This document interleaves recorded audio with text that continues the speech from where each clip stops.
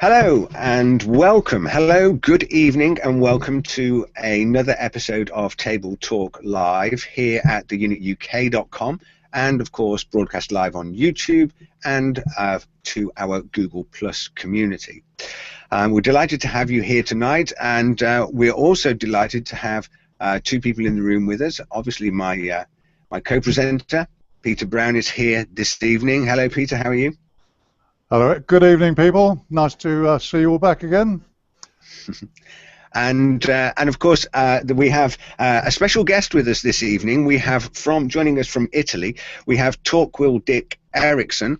Now, some of our viewers will have seen Torquil in the Corpus Juris debate, which took place in Cambridge in 1999.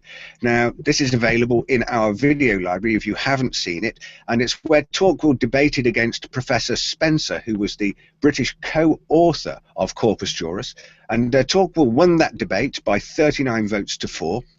Torquil, whose special interest is comparative criminal procedure, and he has extensive knowledge of the differences between the continental and Anglo-Saxon criminal law systems. Torquil, thank you for joining us tonight. We're delighted to have you here. How are you today? Well, thank you for inviting me. I'm very pleased to be here. Fantastic, thank you. Well, we're delighted that you could be here too. So, without further ado, folks, what I would say to you is just at the top of the screen, you can see how you can get in touch with us if you want to ask questions. If you post your questions to Twitter, then use @theunit and post your questions there, and I will keep a monitor on that on our Twitter account. Also, for those of you that want to use the telephone, then there is an SMS text telephone number. I have that telephone here in front of me, so if you want to text your questions that we can ask to the panel or put to Torquil, then please feel free to do that. So what I'm going to do first of all is, obviously tonight's show is about the changes to a whole number of legal and political frameworks as we go forward into the autumn, and I'm just going to start that off by asking Torquil to just give us a brief introduction to the Justice and Home Affairs issue, which is facing us quite soon. Could you tell us a little bit more about the JHA, please, Torquil? Well, yes, the Lisbon Treaty made 135 Justice and Home Affairs measures, and it listed them and offered the UK the option of opting out of all of them in one block, and then opting back into any of them that it wanted to opt back into. Well, the government, evidently anxious to shore up its Eurosceptic credentials, decided to opt out of all 135. It exercised its right to the block opt-out some months ago, against the wish of the European Commissioner, Viviane Reding, the Commissioner for Justice, Security and Freedom, who said it would be crazy to do that. You'd have paedophiles and criminals running around your streets. But the government did it. And then they now, however, want to opt back in to 35 of these measures, which are in fact the most important ones. And they include the notorious European Arrest Warrant. And there is to be a parliamentary debate about this and a vote before the deadline for doing all this, which is the 1st of December. So after listening to this, listeners might want to write to their MP and express their opinion as to how their MP should vote. Isn't it true, Torquil, that the ones that they haven't picked up on the odd 100 are mostly obsolete now anyway? So in effect, the 35 they're retaining is basically retaining the whole of the thing. Well, yes.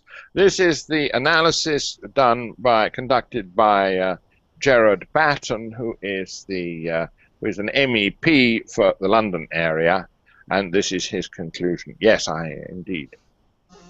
So there's no the 35 that the government wants to opt back into are the ones with the most meat on them. So they're not Eurosceptic at all, basically. They're just going through a Well, charade. no, it's a sort of game which makes them look rather more Eurosceptic, saying we're opting out of all 135 against the wishes of Commissioner Reding, but then they are, in fact, opting back into the crucial ones. Yeah, in fact, that was a requirement, wasn't it? That if they wanted to get rid of some of them, they had to get rid of all of them initially. Yes. And yes, then it's a sort of minuet dance, if you like, Yeah. that they do. But they don't. What is very interesting is that they don't have to opt back into any of them. The treaty leaves the UK free to stay opted out of all 135. And the fact that Cameron is insisting on opting back into them, into 35 of them, including the European Arrest Warrant, of which more later, I hope, the fact that he's insisting on doing that gives the lie to his stated intention and his proclaimed desire to claw back powers. Because to take back this power, he doesn't need to do any clawing at all. He can just say, okay, we're not having the European Arrest Warrant, thank you very much. And that is allowed under the treaty, but he doesn't want to do it. So he presumably really doesn't want to renegotiate anything. Do there appear to be any political or economic arguments that are there any social, political, economic arguments for why he would want to sign back into these opt-ins when he has the option to opt out of them? I mean, is there any rationalization behind that talk? Well, I cannot think of any presentable rationalization, but the unpresentable rationalization, I think, could be the following. Europe, in particular, Justice and Home Affairs, you see, means police and prisons. It means the means of physical coercion whereby the state can impose its will on the citizens against their will. Now, it is the means of control of the population. So anybody in who takes control of the Home Office or Justice and Home Affairs in a state controls that state, and so the power to put people in prison is once you have that power and that right, you are a state. If you're not a state and you try to lock people up, you're just a common kidnapper. But with the European Arrest Warrant, the European Union takes the power to lock people up, and in fact, on no evidence, as we will discuss later, and transport them across Europe. And this is, the ultimate power. So if Cameron says no to this, he will be seen in Brussels as being a traitor to the European cause, because the European cause, as they have often said on the other side of the channel, our own politicians have tried not to say it, the European cause is to create a single state called Europe. Helmut Kohl said it quite clearly. We want to have a country called Europe with a police force and a system of justice and the ability to put people in prison. So, yes. Now we've tried to. I'm just going to refer to Peter, and you can comment. I'll call Peter to comment about his book. But up on our website at the moment, we've got an updated version of Democracy in a Federalized Europe. It's the latest release of the book. There's got a whole bunch of updates in it. But in that book, we highlight, or Peter has highlighted, this very thing about this creation of this state entity, this European superstate, which our political leaders in every party, it seems, have completely neglected to tell anybody that, and in actual fact create the impression that that's not. They still want to create this illusion that it's about jobs, that it's about economy, that it's about trade, and about all of these things. But just that one example there, once again, shows this massive handover of independent sovereign control to a third party. Now, we had Rodney Atkinson come on our show a month or so ago, and we were debating there whether such acts as these are actually constitute an act of treason in deliberately handing away power. Peter, what are your thoughts? I mean, you've looked at this, this creation of this single entity European superstate. What do you think about what Torquil's just said? Well, just going back to that, Theresa May says that she and the Metropolitan Police considered opting back in will make it easier to control criminals. But what they're actually saying is that they've been so totally inept up to now in getting rid of people or getting them back, they're now giving away our sovereignty just so they can do it easily, which is not good for the people. It really is not. But the whole European superstate thing it's become a juggernaut now. It's just rolling faster and faster, and I don't think people fully understand just how far it's gone. A lot of the legislation is coming out, and it's hidden. I should imagine most people by now are aware of the lack of democracy in Europe. The only elected people are the MEPs, but they have no teeth. They're not allowed to propose legislation at all. They're there just to tick the boxes and sign it off. They're basically no more effective than our House of Lords in actually producing legislation. So it's all down to the commissioners. And what's actually happening, some very nasty pieces have come through, for instance, that the EU now allows the death penalty all over again. And that was slid under the MEP's nose for signature as a footnote to a footnote in a document. They never even saw it, and they signed for it. This was an amendment to the ECHR, the the European Commission on Human Rights, wasn't it? Which took place not too long after the Lisbon Treaty was signed. Is that correct, Peter? 4 months, in fact. But that, in fact, was the Charter for Fundamental Rights, but they run in tandem with the ECHR. What are your comments on that, Torquil? Well, were you aware of this? Were you aware of these amendments that got put through, and what Peter's talking about? Yeah, well, as regards to the death penalty, the European Convention on Human Rights was drawn up in 1950, before the EU itself began. The European Community, as it originally was, Economic Community, as it originally was, the Common Market, so-called. The European Convention on Human Rights is a creature of the Council of Europe, which has about 47 countries in it, including countries, I think, like Russia and Turkey and other countries further east. And it was drawn up in 1950 as an attempt to set some standards which would ensure that horrors like Nazism and fascism shouldn't happen again. In 1950, it was considered fairly acceptable in most democratic Western countries. There was the death penalty. And in fact, it doesn't ban the death penalty as such. I mean, Britain had the death penalty. It hanged murderers. France had the death penalty. They used the guillotine. And most other Western European countries did. The movement to actually abolish the death penalty wasn't really abolished in England until the 1960s, I think, and in France not, I think, until the 1970s, and other countries then followed suit.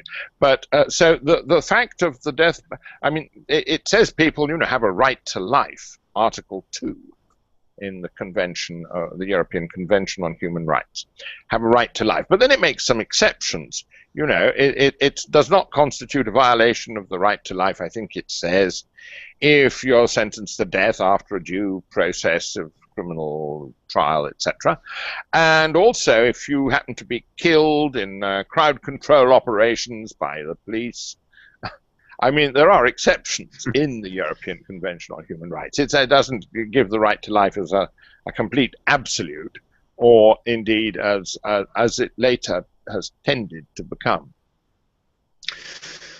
So now you mentioned thereabouts, might be a good way for us to thread back actually to the European Arrest Warrant and the JHA in some ways. But you said thereabouts that if loss of life was through crowd control or through the police, and I know Peter and I have talked about this in the past because the law says something about riots and insurrection. So we must be talking now about, in this context, we're talking about a European-wide police force, whereby in such events such as crowd control, riot or insurrection, if a number of the crowd were to lose their lives in any circumstances, that wouldn't be a criminal issue, or wouldn't be a criminal problem. I've actually got the text here, Rick. I can pull it up straight away. Yeah. Yes, okay, yeah. If you could do that, Peter, and we'll have a look at that and examine this a little bit more. I'm just going to put you on to present, Peter. Hang on a moment. Present to everyone. There you go. If you put your screen share up again, Peter. Yeah. Does that show? Not yet.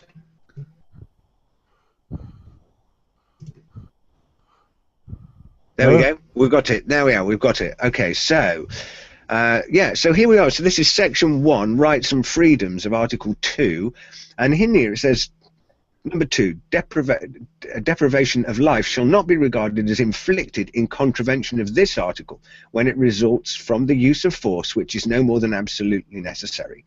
A, in defence of any person from unlawful violence. B, in order to effect a lawful arrest or to prevent the escape of a person lawfully detained.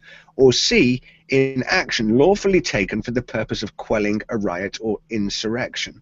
So, Torquil, what do you make of that?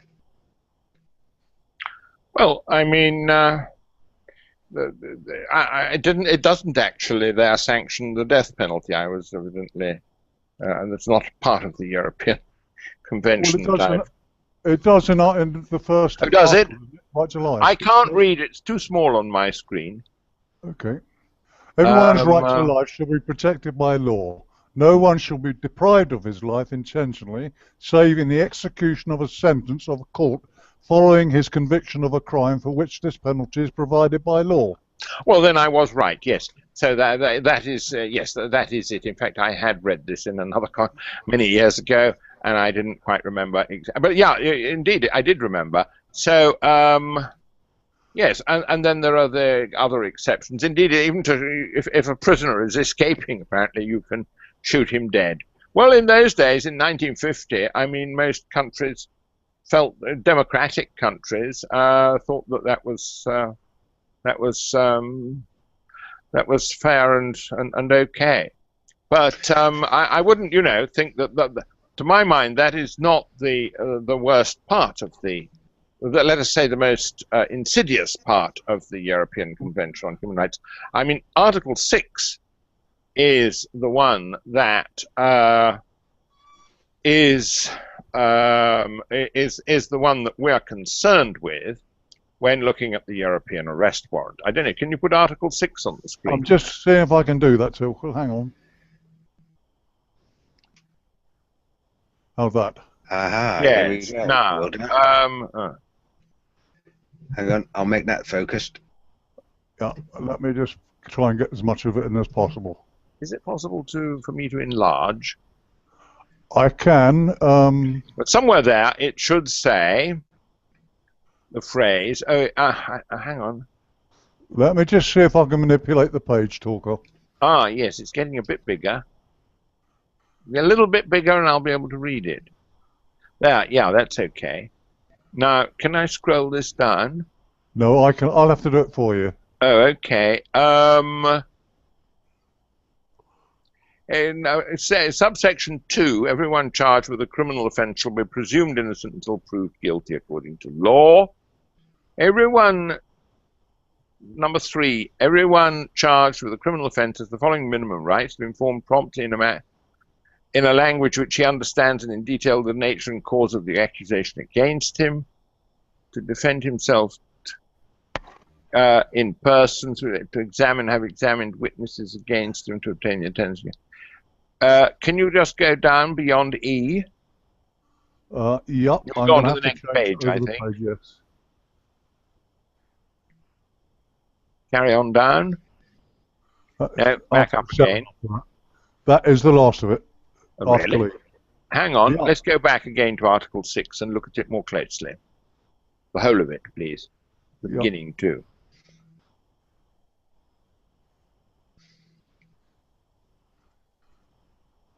Yes, here we are. It's in subsection 1. In the determination of civil rights and obligations of any criminal, everyone is entitled to a fair and public hearing within a reasonable time by an independent and impartial tribunal established by law. Now, this is supposed to encapsulate the rights, because this was drawn up by British lawyers, we're told, in 1915. And this is supposed to encapsulate the rights that we have had for many centuries under habeas corpus. Habeas corpus, under habeas corpus, what happens in Britain is that after arrest, a person is by the next day or the next couple of days, or in cases of where the issue is possible terrorism, it used to be up to a maximum of 7 days. This has now been extended to 28 days, but only for those specific cases. But as a general rule, within a few hours, or at the most a couple of days, if you happen to be arrested on a Friday evening and there's no court hearing on Saturday or Sunday, by Monday morning you have to be brought into a public hearing of a magistrate's court in Britain, for where they charge you. Now, the charge in Britain, it has to be based on evidence which has already been collected before the arrest. Like in every detective novel, chapter 1 you have the crime, the dead body in the library with the dagger in its back. Then chapters 2 to 19, you have the detective coming and questioning people and poking around and gathering evidence. And in chapter 20, at the end of the book, he finds out who's done it, and he gets them all into the library again and points the finger and says it's you and tells everybody why. But on the continent, it's the other way around. The first thing the investigators do is that they put all the suspects in prison, and then they interrogate them, and they hope that way to find the evidence of guilt. And they can keep them in prison for many, many months. In fact, under the corpus juris proposal, which is supposed to be a resume of all the continental systems, in the EU at least, they can keep the suspect in prison for 6 months, renewable for 3 months at a time. This is Article 23G in Corpus Juris, and they can renew the period for 3 months at a time, for an unspecified number of times, and this is all done by the investigating judge, who is the European Public Prosecutor, and his colleague, the Judge of Freedoms. In a country like Italy, these are two characters who work in tandem on case after case.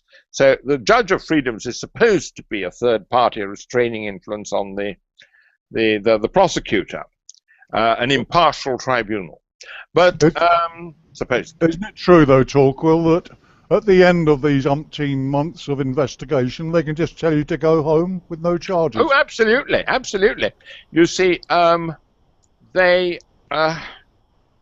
during these long, Andrew Symeou, which is the best known case of the European Arrest Warrant, but there are many others, was kept in a Greek prison for 11 months. And after 11 months, he had his first public hearing.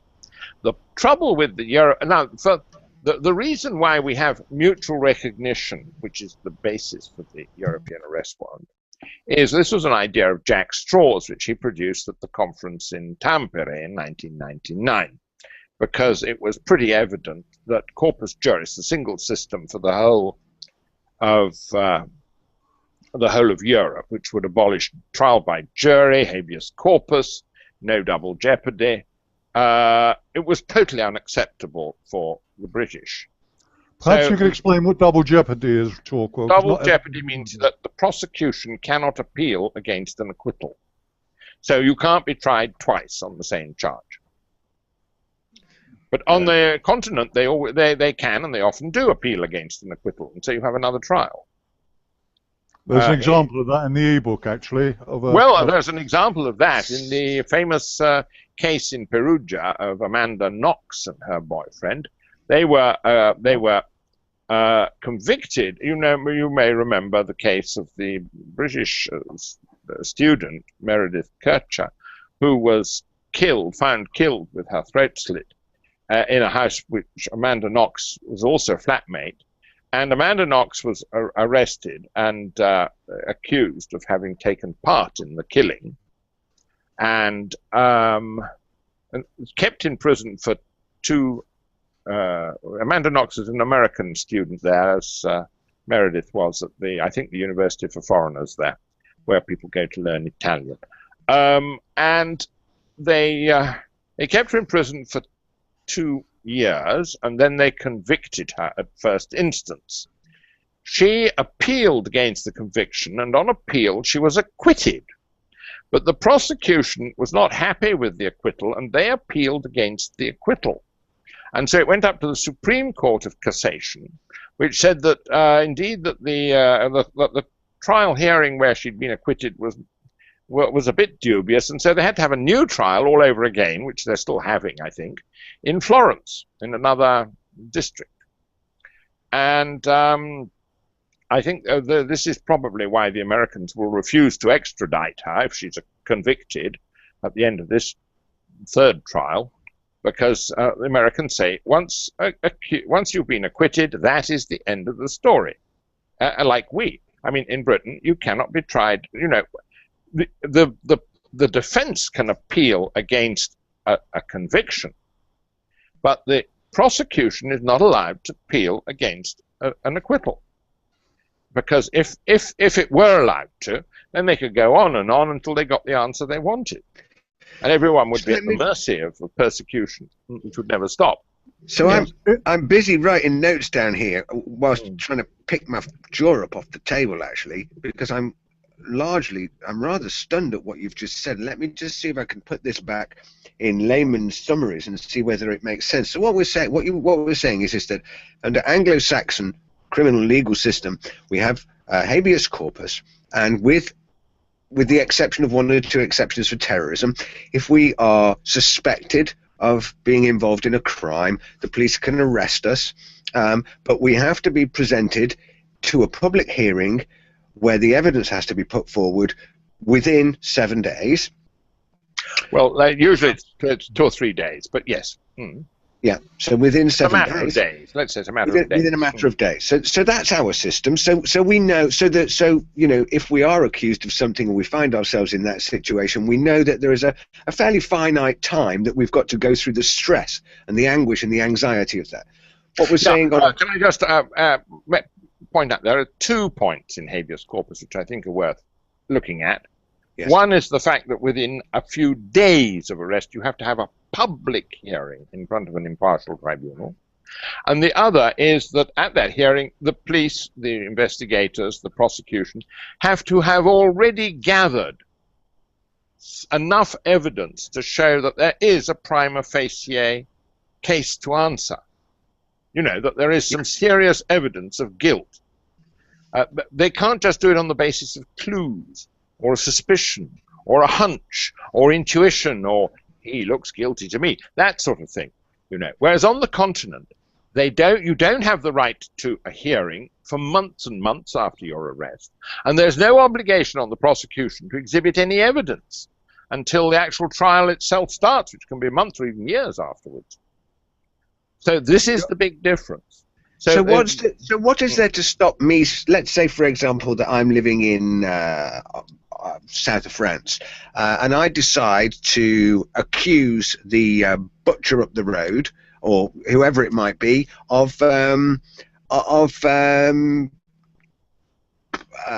don't know, assaulting somebody or killing somebody or something like that. that person, just on that say-so, I mean, reporting that evidence to the police could then go out, if they so wished, arrest that person, hold them, whilst they then go about this process of trying to gather evidence to find out whether there was a crime. Is that what you're saying? Well, certainly if you yourself are a criminal. I can't tell you very much about France, although the system is very similar to the Italian, but I can tell you what happens in Italy. Right. When they are having terrorism and mafia and all sorts of other big criminal problems, they passed some legislation whereby, yes, indeed, if you yourself are just somebody walking in off the street, then they might believe you or they might not, and they might proceed against the person you are denouncing or not. But if you are yourself a criminal and you denounce the butcher up the road as your accomplice, then they will most certainly go after him and arrest him and keep him in prison, and you as well, until a certain time limit, which is measured in months or years, according to the seriousness of the crime. Yes, indeed, that is enough. That is a clue. In fact, there was the famous case in the 1980s of a TV game show host who was accused of being a member of the Camorra, the Neapolitan Mafia. And the only witnesses against him were members of the Neapolitan Mafia. And one of them was a man who actually killed, disemboweled a fellow prisoner and ate bits of his entrails raw. He was called Animale, which means the animal. And none of the defending lawyers dared say, ladies and gentlemen of the jury, of course you don't have juries, can we believe the evidence of a cannibal? And the man who was prosecuting said the pre-trial investigation in this case, it was divine. This man, actually, the prosecutor, just recently, 30 years after the event, said he rather regretted having conducted that case in the way he did. But meanwhile, Enzo Tortora, the TV game show host, who was very popular, and everybody, especially everybody's mother, loved his game shows, and he had 28 million viewers. He spent 3 years in prison. And then when he was acquitted in the end on appeal, he came out and was so upset by everything that he caught cancer and died shortly. About 5 years after his arrest. But that is, yes. So indeed, yes, it is, they don't, well, let us say the law says that in order to arrest someone and deprive them of their freedom, the judge who decides it has to have what they call serious and convergent clues. They don't say evidence. Well, actually, the Italian legal language doesn't really have a proper word for evidence. It's got a word for clue, indizio, and a word for proof, which is prova. But when they're talking about evidence, well, they have to say something like elements of proof. But it's not the same as actual concept of evidence, which is halfway between a clue and proof. Going back to Torquil's story about double jeopardy, there is a case in the book of a young woman that was accused of some drugs-related offences more than 25 years ago. Where she was actually this? Acquitted in France. In France. In France, she yes. was acquitted. And then in her absence, the prosecution appealed and had the conviction upheld. Now, some 18 years later, she was arrested in Spain, where she'd been to see her sick father. The Spanish authorities arrested her, but because of the length of time between the alleged offence and her arrest, they let her go.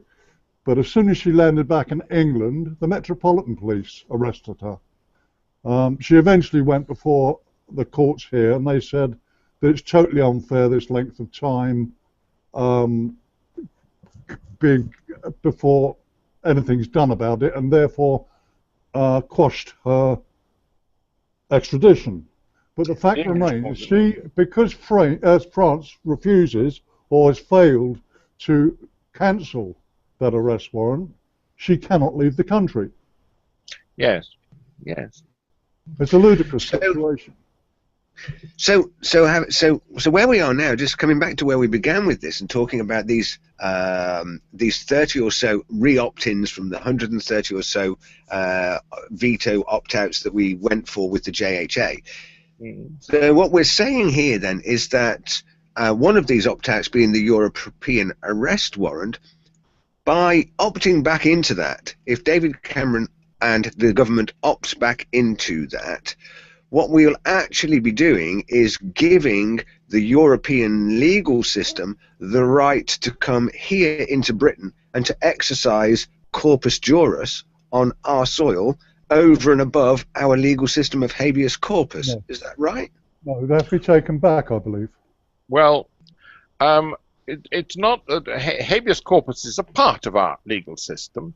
Corpus juris means body of law, and is the name that they gave to this embryo criminal code and code of criminal procedure, which they presented in Spain at a seminar. The Commission presented it in a seminar where I happened to be amongst those attending, because I was invited over in the Italian delegation by somebody who had a gap, and I went along. And so corpus juris is this embryo. I actually have a copy of it. Yeah, which I can show people. Incidentally, Rick, am I still the main picture? This is it's initially supposed to be. So it's not quite correct to compare corpus juris to habeas corpus. Corpus juris is a sort of resume, if you like, of the Napoleonic inquisitorial system, which is used on the continent. 800 years ago, our paths diverged. In Britain, in England, we had Magna Carta. On the continent, they got the Inquisition. It was exactly at that time, the beginning of the 13th century, that the Pope here in Rome set up the machinery for the Holy Inquisition. It was Pope Innocent III. And when he found out about Magna Carta, and I have this on the authority of a very important Italian professor, Italo Mereu, who wrote this very important book, History of Intolerance in Europe, and the subtitle is To Suspect and to Punish. Right. It's a history of the Inquisition. Now, he wrote very rude letters to the English bishops and abbots who had signed Magna Carta. And in fact, something I want to say, and I'll seize this opportunity if I may of saying it, is that the celebrations of Magna Carta, which the government is planning for next year, so far does not seem to be aware of the fact that Magna Carta has no validity once you cross the English Channel. Nobody there knows anything about it, really. And they certainly, the whole tradition there is very different. So this is the to just return, if I may, to those words in the European Convention on Human Rights. Yes. The problem there is that they say you have a right to a public hearing in a reasonable time, but they don't say what a reasonable time is. For us in England, it is a matter of days, but in Italy, in Turkey, in other countries, and in corpus juris, it's a matter of months, which can indeed drag on sometimes into years before you have any public hearing. So this is why the European Convention on Human Rights is a very thin blanket. When the British lawyers drew it up in 1950, they had to adopt a very sort of vague term of reference, because if they'd been more precise and said within days, then none of the continental countries would have been able to sign it. Rick, time goes on. Shouldn't we be talking about the Treaty of Welsum now and Article 222? Well, I was going to ask that very question, really. I wanted to sort of, come back.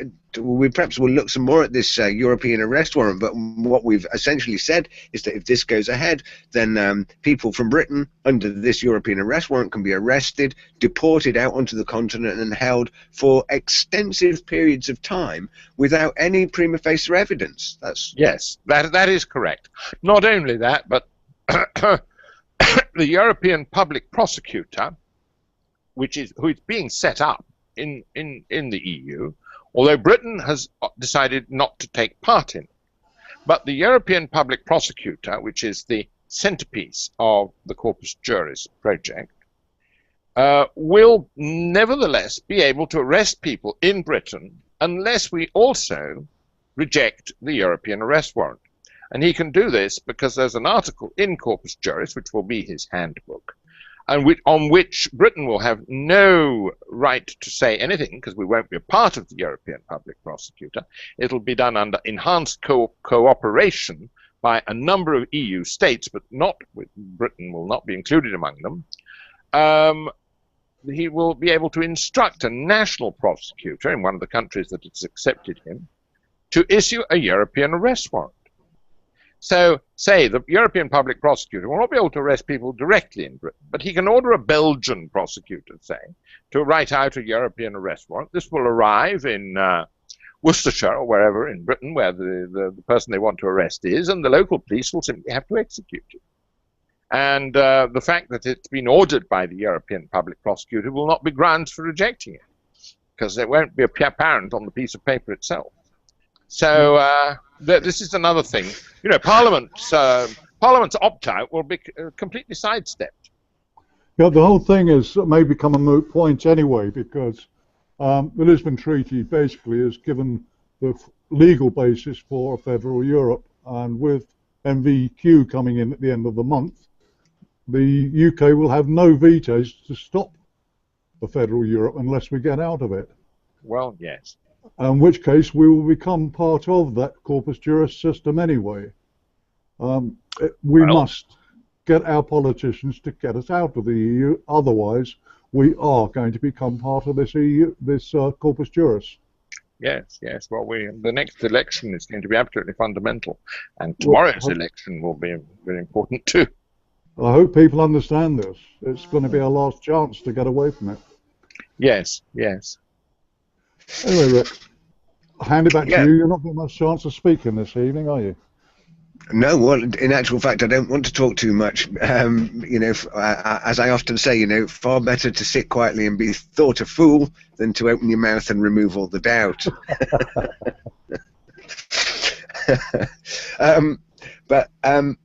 Right, so let's now. Last night we were talking about the preparing for this show, and I was quite astounded by this Treaty of Velsen that you mentioned, Torquil, because up until that point I'd never heard anything about the Treaty of Velsen at all. So could you tell us a little bit about this Treaty of Velsen and its implications for us here in the UK? Yes, the Treaty of Velsen was signed the same day as the Treaty of Lisbon.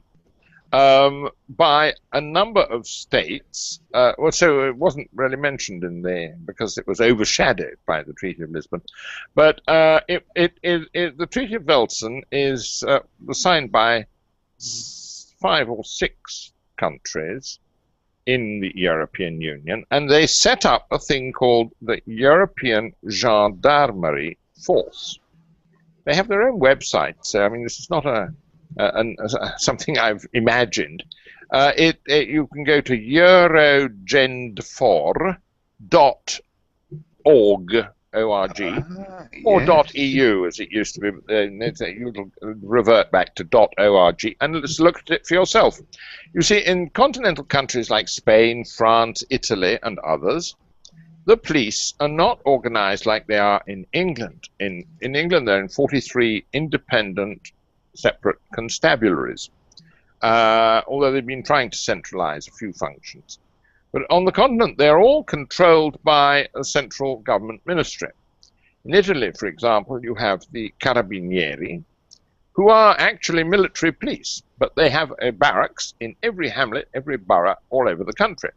Their main task is to keep public order, and that's what they're trained for. They are military, they're lethally armed at all times, and they are there to basically, you know, one of their main functions is crowd control, rather than Sherlock Holmes sort of stuff, you know, the magnifying glass and the fingerprint. They do have scientific departments which do this, but they are, you know, their main activity is keeping public order.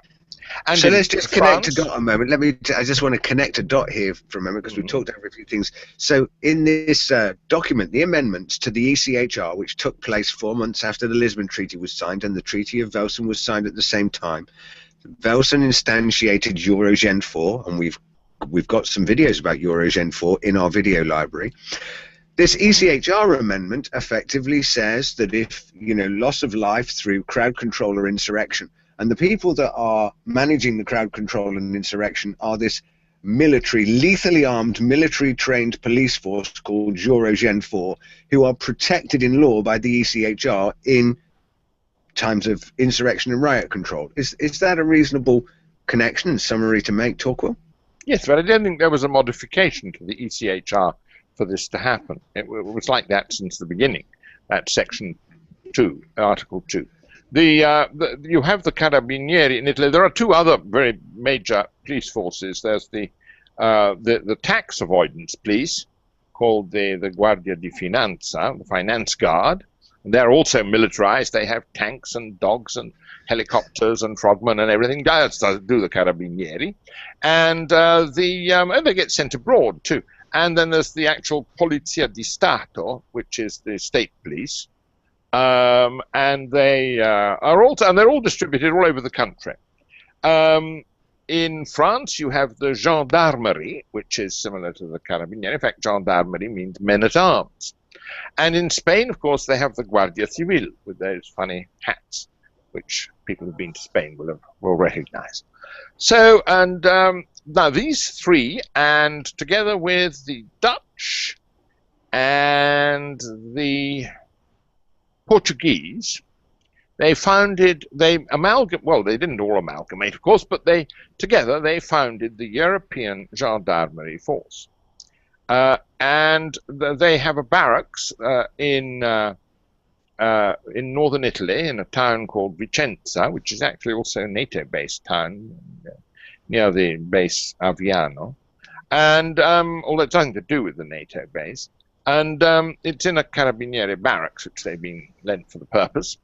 And there are several hundred of them there altogether, and they train and drill side by side. They've still got their national uniforms, but they wear a European Gendarmerie armband with the circle of yellow stars on the blue background. And they also, I think they've now got a uniform headgear. They haven't yet got round to designing a single uniform for them all to wear as they march down the high street. But what you actually haven't said, though, Torquil, yes, is that these forces can be moved into a member state at the request of the government, with the consent. and you never get rid of them. Well, yes. No, this is the point I'm coming to. First, I thought I ought to describe what sort of the animal looks like, and then what it can do. So yes, they are indeed the ones who can, they very often do kill people on public order duties. There's been a big lot of dispute in Italy over football fans being shot dead when, there have been crowd control issues in stadiums, and so for football fans being shot, or other people being killed while in custody. Now, yes, the Treaty of Velsen sets this up, and it's very clear from the preamble that the European Gendarmerie Force, although it's not organized directly by the Commission, and it doesn't have all the member states participating in it, it's clearly a European Union initiative, although they try to pretend that it isn't. I would beg to differ on that. I've not got your expertise, but looking at this Article 222, which came out on the 26th of July, again, hidden legislation. There was no press release or anything. According to this, the Part First clause asks the Union and its member states to act jointly in a spirit of solidarity. So it's not just those first half a dozen states that are involved. The Article 222 of the Lisbon Treaty now tells that all member states are involved and must make their best endeavours to be part of it. So are you quoting it verbatim? So I can pull up the document in front of me. Hang on. Yes, that might be useful. Well, there are, at the moment, they've also been joined by the Romanian Gendarmeria. So there are now, I think, 6 countries which are, it's too small for me to read on my screen. Let me see if I can pull it up again. It's still, No, anyway, the point about the Treaty of Velsen is that, you know, of course, the big question that people in Britain will want to know is, will we ever see them on our high streets? Yes, that's right. This is the big question. And Article 6.3 of the Treaty of Velsen says that they can be deployed in a country, as it was before. I could read it and see the whole line, by the way. Yeah, hang on, I'm just going to drop it down. So just enlarge the screen again a bit. Yeah, that's what I'm doing. Okay, and now enlarge the characters bit.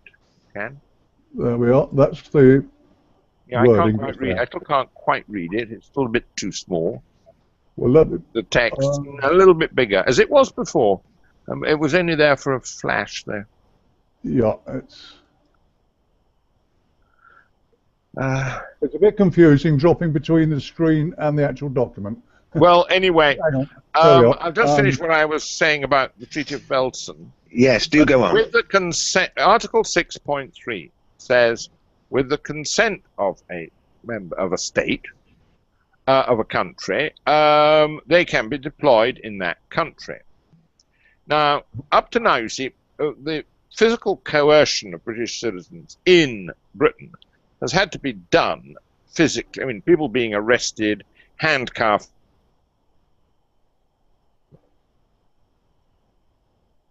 We've lost. We've lost sound there. Yeah, we might have lost Torquil. We've got the whole text there, Rick. While we're waiting for him, as I said, this article appears to make it mandatory that all member states make themselves available for this Euro gendarmerie effect. And the law actually goes on to say that at the request of the government, they can be invited in to the country to quell civil disorder. And once in the country, they come under the direct control of the Commission and the High Commissioner, which means, as Torquil mentioned earlier on, that the host government can no longer do anything about it. If the Commission decides that those Euro gendarmes are going to stay in the country, then that's what's going to happen. And these people are pretty nasty people. I read some months ago the GSG-9, the German force, who carry out a number of anti-hostage situations similar to the SAS, they're that refined, have been training with the Euro gendarmerie for a couple of years, and this was a couple of months ago. And I do not want to get on the wrong side of those people. Bearing in mind that a lot of people in Europe don't have a particular regard for the British, and we may well find ourselves in a very, very sticky situation if they're ever invited in.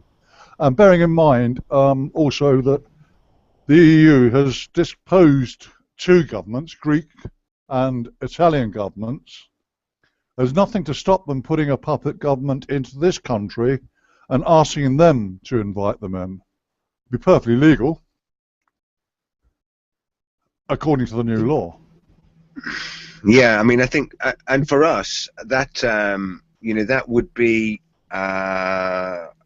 here in Britain just quite unbelievable, really, in the sense of that it would be so different and alien. Am I back again? Magic, you're back, that was my internet connection which conked out, I'm afraid. Ah, fantastic.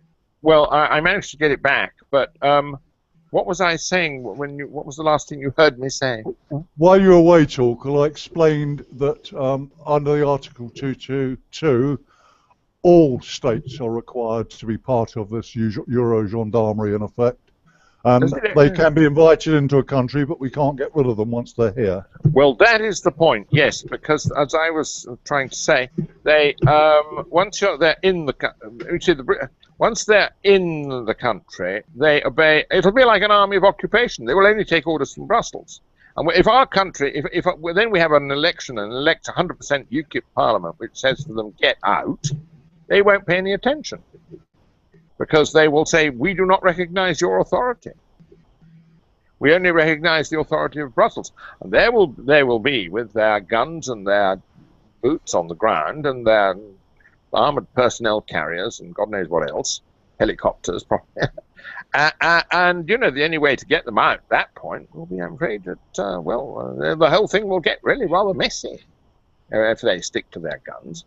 And the British Army would have to get them out, which, I mean, you know, would be, well, it would all be very, very unpleasant and you know, so it's now the main point here, very important point, in my submission to the House of Lords last year, the last thing I mentioned at the end of my piece was that Dominic Raab, MP, put a question to the Home Office, a parliamentary question. He said, under what circumstances would the government call on the assistance of special intervention units from our European partners? And James Brokenshire, the minister, answered in the name of Theresa May and David Cameron and said, of course we would invite them in if we saw the need. This means that the government is willing to invite in these fellows from Europe with all their armaments, because that would be then the European Gendarmerie. I mean, because they are the special intervention units of France, Italy, Spain, etc. And once they are in Britain, they will not go away simply because they will not recognize the authority of our Queen in Parliament. The only authority they will recognize is Brussels, which claims sovereignty, suzerainty, I think it's called, over our own Queen in Parliament. We are a vassal state in their eyes, and therefore they would not obey an order from our Parliament, an act of Parliament, telling them to leave. Now, this statement by the government is absolutely the height of rashness and recklessness, if not worse. Now, Rodney Atkinson was talking about this very thing about under the Treaty of Maastricht, that the changes to our sovereignty were so dramatic that I think he described, he used the word suzerain and a titular head, where effectively we have a queen that could be arraigned in her own courts under Maastricht and under this European system. So we've lost, you know, the public in Britain. When you go out and speak to people, or, you know, chat to people on a general day-to-day basis, just people in our audience here, most people are under the illusion that we have that, you know, the European Union is largely just a trade club, that it doesn't really have that much power, but in actual fact, it you know, the book and what you're talking about and the other things that we've talked about on this show, the EU has a tremendous amount of power, and I wonder what kind of catalysts might be used to invite such a Euro-genre force into the UK, and do we have any of those on the horizon? I mean, for example, what if we were to start to see terrorist cell activity to do with the Islamic State taking place in UK? Would that warrant an invitation? It doesn't necessarily need that, though, Rick. The way that the European Union wants to interpret their own laws is any way they want.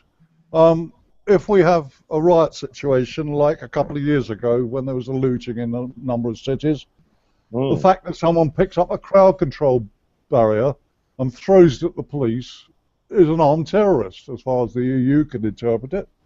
And that, I would believe, would be sufficient for them to come in, because they want to use the law exactly as they want it. Look at the business over saving the euro. They completely overrode Article, is it 122, I believe, that said we weren't allowed to bail out countries. They completely ignored that because it suited them. They set up the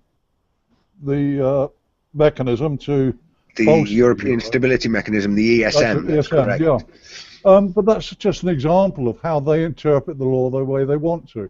And I honestly believe they were going to use this because they use the words terrorist, but they don't define terrorist. They don't define armed terrorists. And I said, if they chose to call a rioter a terrorist, and he picks up a stone or a brick or a Molotov cocktail, they're armed terrorists. And that's sufficient for them to come in. They will interpret the law. I think they need the permission of our government to do so. Yeah, but we've already spoken that a puppet government could be put in, couldn't it? They've done it twice already. Well, in Greece and Italy. Yes. Well, and technocrats in Spain. Well, yeah, sorry? And the appointment of technocrats in Spain. Yes. Oh. The thing is, this sounds like conspiracy theory stuff, but it worries me that so much legislation is coming in under the counter, and all to do with crowd control, and giving them the right to use lethal force with impunity. The whole of the EU apparatus gives complete legal immunity to most of the people anyway, but this gives them specific impunity for lethal force. Now, we often agreed that we are already in a de facto state of federalised Europe already. There's just no ones that actually crossed the T's and dotted the I's yet. But we've got MVQ coming next month. The Lisbon Treaty. Sorry, what is MVQ? I'm always getting the acronym the wrong way around. Yeah, I do that too. Yeah. Sorry, what is the Lisbon Treaty has already given the legal framework. With QMV coming in November, they can completely close the whole thing down. Unless we get out very, very quickly, we may lose the ability to get out. They can repeal Article 50, for instance, and we can't do anything about it because we've got no vetoes anymore, or we won't have when QMV comes in. Well, yeah, I think the essential point is whose boots are on our ground. I mean, at the end of the day, because that is the power. That is ultimately what determines it. And this is why the statement by James Brokenshire should be publicised and denounced for being so reckless and so, if not worse, so thoughtless and so. It's the height of rashness. I mean, this is the Home Office Minister. He's supposed to be, he and his boss, Theresa May, they're supposed to be keeping the country intact. If they invite in these people who do not really like us and certainly have no time for our traditions, Magna Carta, and all the rest of it, they are asking for trouble. I wonder how that actually sits with the Treason Act, asking or giving authority for foreign troops to come in to our country and attack British subjects. There must be something specific in the Treason Act against that. I'm sure there is. I'm sure there is. But but the trouble with using treason, which has been tried already by various people, is that it's been impossible to get the judges and the courts to say that Parliament or the government or the Queen is committing treason, because they feel that their duty is to apply the law, which is defined by the Queen in Parliament. So that's got to be a law. That's a complete laugh. Over the ECHR, they've been making law, the judges. Oh well, yes. On some things they do, but on these things, they are obviously under some perhaps constraints. Certainly, I mean, look at that chap in Sunderland, who Bruce Morgan, I think his name was, a district judge, who convicted the metric martyrs. I mean, that was disgraceful. He said from his bench, the Queen in Parliament is no longer sovereign and hasn't been since 1972, more or less. And, I mean, there he is, on one of Her Majesty's judges saying that she's no longer sovereign. It's absurd. But then the the appeal court upheld his sentence, and the House of Lords refused to hear the case. So to whom does he make his oath of office? To the Queen. But I think But the Queen is no longer Queen. Well, exactly. So yes, indeed. It's. I mean, it's an extraordinary state of affairs, and you yes. know, for me, as an ordinary layperson, I'm a software engineer and a technologist, really, and my involvement has been borne about by coming across the more that I've looked into this the issues around Europe and the different changes, the more wide-eyed I become, and it's just an extraordinary state of affairs that we have got ourselves into such a legal and challenging predicament. And there's a piece of me that wonders how little or how uninformed or ill-informed so many of our political people are, particularly those in office. It's voting complacency as well, Rick. It's voting complacency. They know what's going on, but they can't be bothered. Well, we're in this position now because of that. And May 2015 is their very last chance to pull our toes out the fire, because we are seriously going to get burnt. And of course, well, we have a number of things that are taking place on our website at the moment. I mean, we have the e-petition that you set up, Peter, for raising awareness and driving the issue of the JHA and the changes there. We have the e-book that people can download.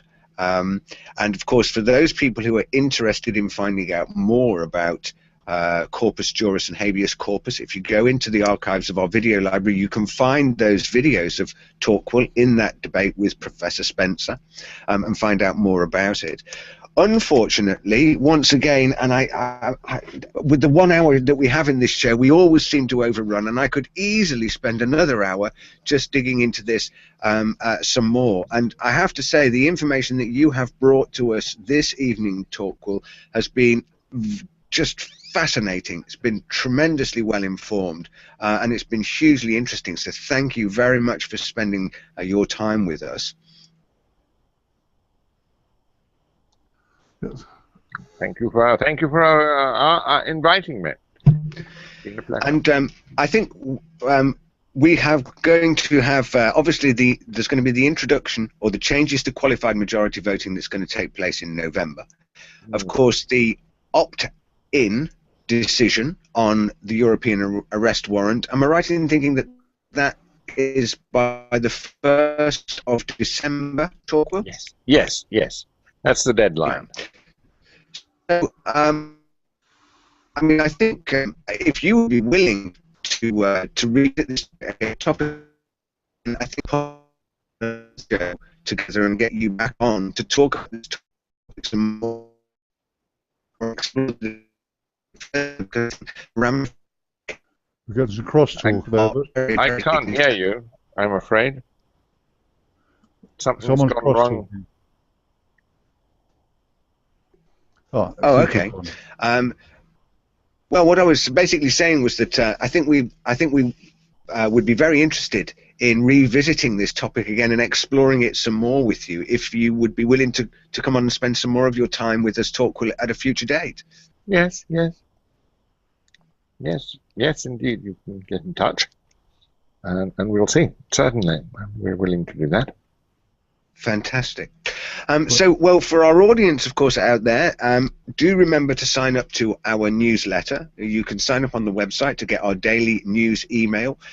Those of you who haven't, or if you have already downloaded the original version, do download the latest updates to the Democracy in a Federalized Europe. Peter, could you take a quick 1 minute to just give us an idea of some of the new items that you've put in that book, in the updated book? Well, the most significant one is I've moved a reference to Article 222 to its own chapter. I'm just having a quick look down. I can't remember it off the top of my head.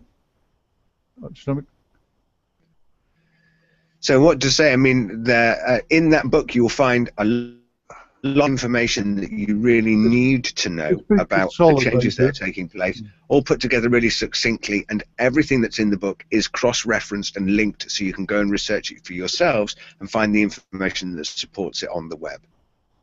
Yeah, none of it is conjecture. Well, there's some conjecture there on my part, but I think it's qualified in as much as we've had experience of how the EU operates, and I've merely made comment upon my personal belief of what might happen given the occurrence of this legislation coming through. It worries me very, very deeply that so much legislation on the control of people is coming through, and it's coming through surreptitiously. We've just spoken about it, but it worries me greatly, and I seriously believe that if we, as a country, do not stop it within the next year, we are going to end up under the full thrall of the European Parliament. Not the Parliament, the Commission, which is becoming more and more like a Politburo. And that's not conspiracy theory. The way they are setting themselves up is exactly the same model as the old Soviet one. And Torquil, any final thoughts from you on the future of Europe and Britain's involvement in it going forward over the next 12 months, things we ought to be paying attention to prior to this election in May? Well, I think tomorrow, if there are any listeners in Clacton or the place, I can't remember the name of it, Haywood, is it? And Middleton, Yes. where there are by-elections with UKIP candidates. Anybody who, I mean, if we get one or possibly two members of Parliament from the UKIP party in Parliament by Friday, and there will be another chance on November the 6th when there's the by-election where Mark Reckless will be standing for UKIP. Then I think that, you know, there is some hope that because it will be much harder for the media to sort of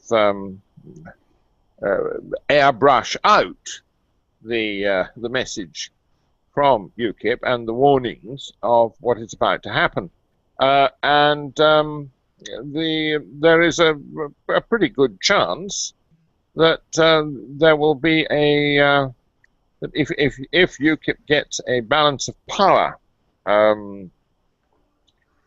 number of seats in May next year, that therefore it will be able to force a referendum and also take part in the management of a referendum, which is very important, because if a referendum is held under the present coalition government, it will be clearly doctored, and if it goes the wrong way, they'll tell us to have it again, like they did in Ireland and Denmark, I think it was, when they gave the wrong answer.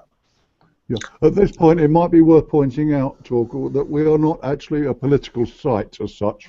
Whereas it may be laudable for a breakdown of the existing parliament, we do not openly promote any particular party, but leave it up to people to decide for themselves. Well, yes, okay. No, that's quite right, and I think that you know, in summary, what I would say here is that, you know, perhaps, possibly even never before in our history in Britain have we been at such a political critical point where information and knowledge about what is being proposed and the changes that are being put forward is so important for people to know about. And that's what you know, our task here at the unit is to do, is to draw together into one single place everything that you as an audience need to know about the European Union, the directives and the legislation that it is proposing, and how that all affects you. With that information in your hands, then you should be able to go out and make an informed choice about how you want to dispense your vote and what political direction you want to go in. I see, yes. Okay. But, you know, let us say that if there is a if the Parliament that emerges from May is the same as the Parliament that we have now, then I think the outlook is rather dire, definitely. But it will be very interesting to see the debate on the European Arrest Warrant, which will be taking place during the next month, or certainly by the end of November. Whether the government will try to, because there are 100 backbenchers who don't want the European Arrest Warrant, will vote against it. Most of them are Tory, and it'll be very interesting to see if the government tries to crush this rebellion by using not only Lib Dem votes but also Labour votes. And it will also be interesting to see if they have the gall to use to make it a confidence vote, to try and force all their MPs to vote in favour of it. Because for the government to stake its confidence on the handing over of the power to arrest people to foreign bodies would be something quite remarkable. Yeah, that's a pretty bold thing to do. Well, certainly we're going to be tracking that news and information here on our website, both in terms of its domestic context, so what that means here for impacting us in the UK, and we have our UK impact section and our Parliament section that will cover the news on that. Of course, we'll also be pulling the news on how that's being interpreted and how that's being viewed in Europe as well. So we'll be following that debate and providing the news and information on it. To all of our audience, thank you very much for joining us this evening. This information that we've put together about the JHA, the European Arrest Warrant, and all of these articles, really, dissemination of this information and communicating it around your friends and your colleagues and getting them to come to our side, come and look at the news, come and watch these videos, come and visit our video library and see the debate videos with Talk. Will be informed, get that information and share it with as many people as you possibly can, because this is critical information in the decision-making process that we're all going to be asked to make through these by-elections and into the general election next year. It just remains me to once again thank our guest, Torquil Eriksson. Thank you ever so much for being with us this evening, and we really hope that you'll be able to visit us again. Thank you ever so much, Torquil. It's been a pleasure. And of course to my co-host and my colleague who's been working so closely with me and putting in a huge amount of effort. And I must say to the community out there, that this site is now community run by the community. It's funded by you, the viewers, and our people out there. And the efforts that Peter puts in are all done voluntarily in maintaining the website, and as you've been working alongside with me, and you've been doing such a sterling job, Peter. And I just wanted to take this opportunity to say thank you very much for all of your efforts and for joining me this evening. Yeah, thanks very much, Rick. Just one quick follow-on from what you said. This site should not exist. It's the duty of politicians to tell the people what we are doing, but they refuse to do it. And that is the only reason that we exist. But it's a labour of love, because I love my country and I want it to carry on as it's in its own sovereignty. And I will do everything that I can to promote that.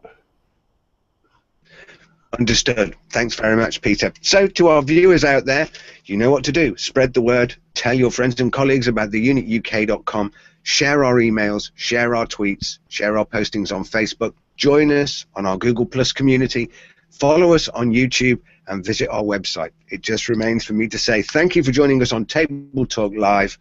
I'll see you soon. Good night.